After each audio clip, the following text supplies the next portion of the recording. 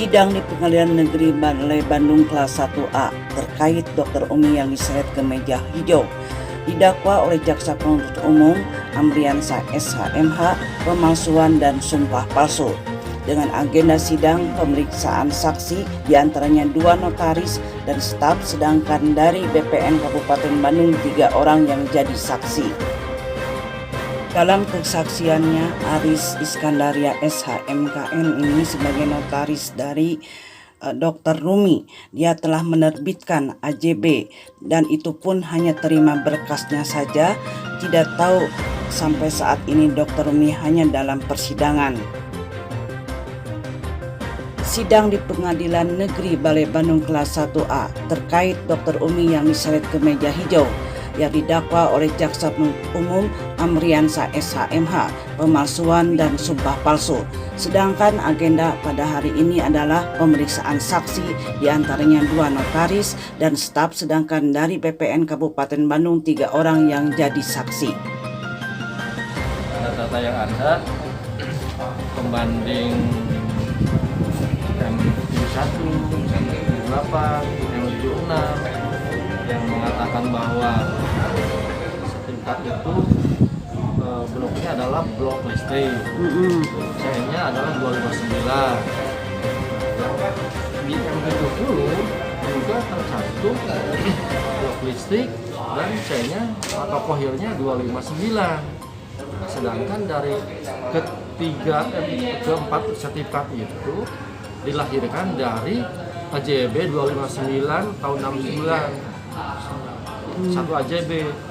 Kesimpulan saya, M70 itu tidak jauh dari M71 dan M78. Sedangkan Ranca Kembang itu berjarak lurus sekitar 570 meter. Sangat tidak mungkin bahwa M70 itu berada di blok Ranca Kembang. Itulah argumen saya menyatakan bahwa M70 itu bukan di Ranca Kembang, tapi di blok listrik seperti yang ada di M71, M78, dan M76. Itu dinyatakan dalam sertifikat masing-masing dan juga tercantum dalam AJB nomor 250 tahun 69. Terdakwa masih menempati dan menguasai lahan hingga saat ini, yaitu di Blok Ranca Kembang, Kecamatan Bale Endah, Kabupaten Bandung. Apa yang tadi ditanyakan, apa sertifikatnya yang itu, Iya. kepunyaan Jujur Junaidi atau dengan Dokter Umi Wasito, Iya. itu tidak jauh beda. Itu satu produk penerbitannya tahun 1974. Oh gitu. Yang punya Haji Jujur Junaidi yang milik 4642 itu terbit sekitar bulan Agustus dan Agustus 1974. Yang punya Dr. Umi yang sertifikat 2548 itu terbit bulan Juli. Jadi beda selisihnya yang 1 bulan. Sama-sama tahun 74 ya. Sama-sama 74. Itu dari pemilik yang berbeda asalnya. Bu Esin sendiri gimana tadi dalam kesaksiannya dalam persidangan? Berhubung saya cuma petugas loket, jadi nggak sampai jauh tentang kasus. Iya. Yang ditanya tentang persyaratan balik nama aja. Tadi disebutkan di dekat perumahan kejaksaan dan berbeda dengan blok Ranca Kembang.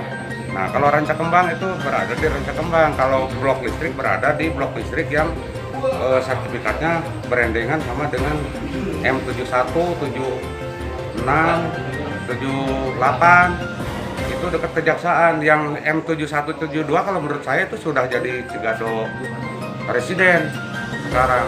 Dan tadi waktu pihak BPN ditanya sanggup menunjukkan lokasinya, kalau untuk yang M71 sama 76 itu bisa menunjukkan karena sudah ada turunannya. Jadi perumahan Blok Ranca Kembang yang mana itu tanah tersebut sudah dijual ke Pocuncun.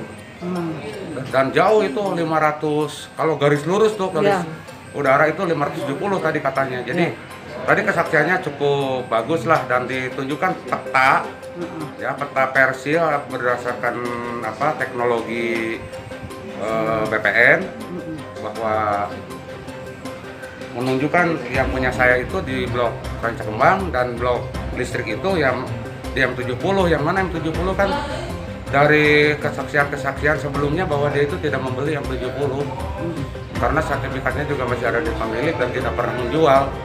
Jadi ini kan hanya meneruskan keterangan-keterangan yang didapat dari kemarin. Ternyata ya pihak BPN itu sangat profesional. Kemarin itu posisinya persidangan itu memang cukup maraton, mulai dari hari Selasa dan hari Kamis, kemudian kemarin hari Selasa beberapa hari kemarin di situ hadir 3 orang saksi situ, salah satu yaitu Notaris Sri Handayani Mulyo, kemudian Notaris Aris, kemudian satu lagi Setiawan selaku karyawan dari Aris dan sebelumnya di Notaris Ruslan di situ.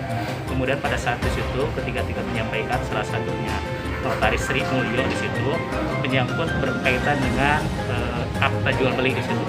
Akta jual beli, kemudian dia menyampaikan kepada pengadilan bahwa akta jual beli di situ yang notabene ada atas nama Sri Handayani Mulyo di situ. Dia menyampaikan bahwa Notaris Sri Handayani Mulyo itu tidak pernah mengeluarkan menyangkut akta jual beli di situ, termasuk tanda tangannya di situ bukan seperti itu. Kemudian tidak pernah mengenal dengan Dr. Umi di situ.